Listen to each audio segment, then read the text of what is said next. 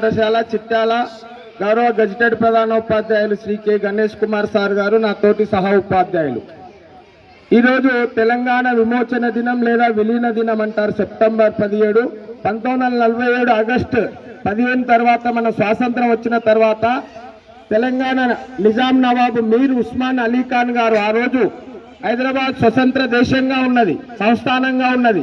నేను భారతదేశంలో కలవనంటే ప్రజల అభిష్టం మేరకు కలవాలని ప్రధాని అప్పటి హోమ్ మినిస్టర్ సర్దార్ వల్లభాయ్ పటేల్ గారు చెప్పినా వినకపోతే ఏం చేసిందంటే పోలీస్ యాక్షన్ ఆపరేషన్ పోలో పేరిట సెప్టెంబర్ 13లో అంటే 13వ తారీఖున మిలిటరీ యాక్షన్ వచ్చింది. అంటే మిలిటరీ వాళ్ళు వచ్చి పోరాటం చేసి నిజాం నవాబు మీర్ ఉస్మాన్ అలీ ఖాన్ను ఓడించి మన భారతదేశంలో విలీనం చేయడం జరుగుతుంది. కనుక ఆ సందర్భంగా ఆ రోజు సెప్టెంబర్ 13న పోలీస్ యాక్షన్ జరిగితే దాన్ని ఆపరేషన్ పోలో అని కూడా అంటారు.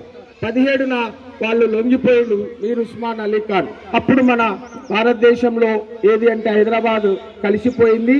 దాన్ని మనం తెలంగాణ విమోచన విలీన దినం అంటారు. హైదరాబాద్ రాష్ట్రం ఏర్పడిన తర్వాత మొట్టమొదటి ముఖ్యమంత్రి బూరుగుల రామకృష్ణారావు గారు మనకు ఉన్నారు. కనుక మనం ఈరోజు హైదరాబాదు అంటే భారతదేశంలో విలీనం కావడం సందర్భంగా ఈ దినోత్సవం జరుపుకుంటున్నామని తెలియజేస్తూ ముగిస్తున్నాం.